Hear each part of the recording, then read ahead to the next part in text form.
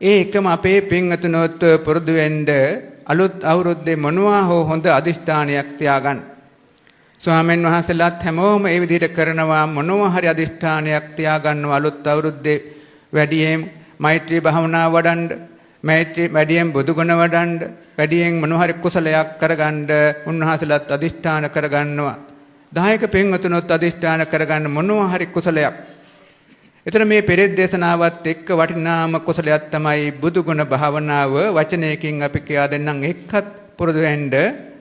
බුදුගුණ භාවනාවේදී පින්වතුනේ මේ බුද්ධ වචනයම අපි එක වචනයකින් පුරුදු කරනවා. අරහං අරහං කියන වචනේ.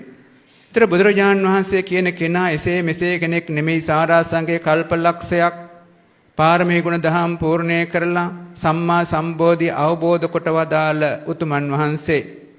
ඒතර උන්වහන්සේගේ ගුණ බලය, ඒ වගේම ඥාන බලය, ඒ වගේම ධර්ම බලය, මෛත්‍රී බලය, කුසල බලය අසීමිතයි පින්වත්තුනේ. ලෝකේ කිසිම කෙනෙකුට සම කරන්න බෑ.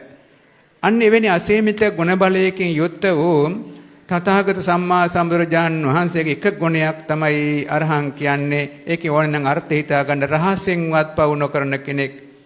අන්න ඒ වගේ හිතාගෙන ඒ සංඥාව අලුත් කරමින් අරහං අරහං කියන වචනයක් පෙරෙත් දේශනාවක් වගේ කියන්නේ. ටික වේලාවක් යනකොට මේ සංඥාව පේන්න පටන් ගන්නවා. බුදුරජාන් වහන්සේ අරමුණු වෙන්න පටන් ගන්නවා. ඒ අරමුණු වීමත් එක්කම පින්වතුනි හිතේ සැහැල්ලුවක් එනවා, කයේ සැහැල්ලුවක් එනවා, අහසේ ඉන්නවා වගේ වෙනවා. තවත් මේ වචනේ කියා ඒ සංඥාව අලුත් කරනකොට මෙන්න බුදුගුණ භාවනාව නිසා ආලෝකයක් උපදිනවා. බුදුරජාණන් වහන්සේ ආලෝකයක් ඇතුලේ ඉන්නවා වගේ මනස ඇතුලෙන් දකින්න පුළුවන් බලයක් උපදිනවා. ඒ වෙලාවේදී ඒ කුසලය සත්‍යක්‍රියාවට නංවන්න තමන්ට පුළුවන් ඇටියට ආලෝකය ඇතුලේ බුදුරජාණන් වහන්සේ බුද්ධානුස්සති භාවනාව වඩලා පයක් දෙකක් තුනක් හරි ගත කරලා ඊළඟට සත්‍යක්‍රියාවට නංවන්න අහවල් රෝගියා මෙන්න මේ සත්‍යක්‍රියාමය බලයෙන් සුව වේවා කියලා සත්‍යක්‍රියාවට නංගන්න. ඒ වගේම අහවල් කාරණේ මෙන්න මේ කුසලය නිසා මේ අහවල් රෝගයේ සුව වේවා කියලා සත්‍යක්‍රියාවට නංවන්න. ඒ වගේම අහවල් කාරණා මෙන්න මේ කාරණා නිසා මේ ඉක්මනින් විසඳේවා කියලා සත්‍යක්‍රියාවට නංගන්න. යම් බඳු ප්‍රමාණයකට විශාල බලයක් වෙනවා. 100%ක් ඒකෙන්ම නිවැරදි වෙනවා කියන්නේ නැහැ. නමුත් පින්වතුනේ ප්‍රතිබාහනය කරන්න පුළුවන් කර්ම විපාක තියෙනවා. ඒව ඉතා ඉක්මනින් අයින් වෙනවා. ප්‍රබලම මහා අකුසල විපාක තියෙනවා නම් යම් බඳු ප්‍රමාණයක් කටපච්චරන්න ඒ ශක්ති බලයෙන් පුළුවන්කමක් තියෙනවා. අන්න ඒ කාරණාව සැලකිල්ලට අරගෙන අද දවසේ එහෙමනම් අපි අලුත් අදිෂ්ඨානයක් කරගන්න දවසට විනාඩියක් දෙකක් හරි බුදුගුණ භාවනාවක් කරනවා. අපේ ස්වාමීන් වහන්සේලා කියවා වගේ අපි අතින් වෙච්ච යම් බඳු අඩුපාඩු තිබුණා නම් ඒවා යම් බඳු ප්‍රමාණයක් අඩු කරගන්නවා. පංචශීලෙම අපි අතින් කැඩුණා නම් පින් සීල් පහම රකින්න බැරි නම් පින්තුන එක ශික්ෂාපදයක් හරි අද ඉඳන් හිතා ගන්නවා.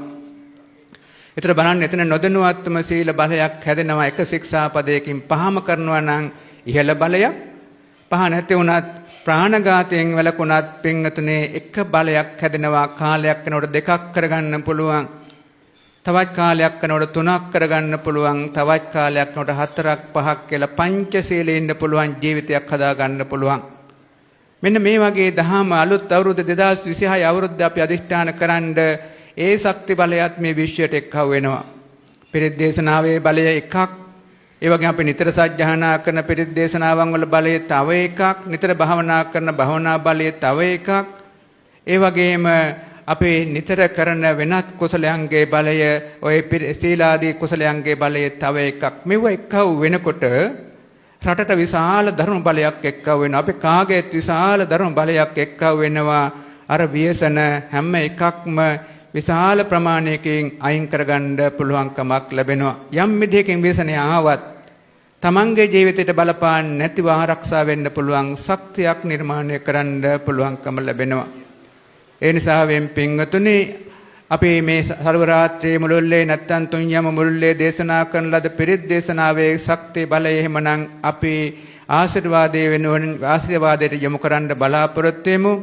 මේ මහා ආනුභාව සම්පන්න බුද්ධ වචනය, මේ මහා ආනුභාව සම්පන්න පිරිත් දේශනාව අපි කාටත් ස්වාමීන් වහන්සේලා දේශනා කරපු ස්වාමීන් වහන්සේලාටත් සිර සමාධි ජාලයේදී සභාපතිතුමා ඒ වගේම අධ්‍යක්ෂ මණ්ඩලයේ ඒ වගේම ඒ කාර්ය මණ්ඩලය ඒ සෑම දිනාටමත් විවිධාකාරයෙන් උපකාර කළ සසුන් කෙත් දායක සමිතියේ මේ නිලධාරි මහතුරු සෑම දිනාටමත් විවිධ සංඝම් වලින් උපකාර කළ සෑම දිනාටමත් මේ වාසනාවන්ත පිරිත් දේශනාවක් වේවා වාසනාවන්ත අවුරුද්දක් බවට පච්චර ගන්න පුළුවන් පිරිත් දේශනාවක් වේවා සංසාර ගමන සාර්ථක කර ගන්න පුළුවන් පිරිත් දේශනාවක් වේවා අපි සෑම දිනාටම ඊතා ඉක්මන් භවයකදී මාර්ගඵල නිවන් අවබෝධ කර ගන්න පුළුවන් පිරිත් දේශනාවක් වේවා කියලා ප්‍රාර්ථනාවන් පිහිටුවමු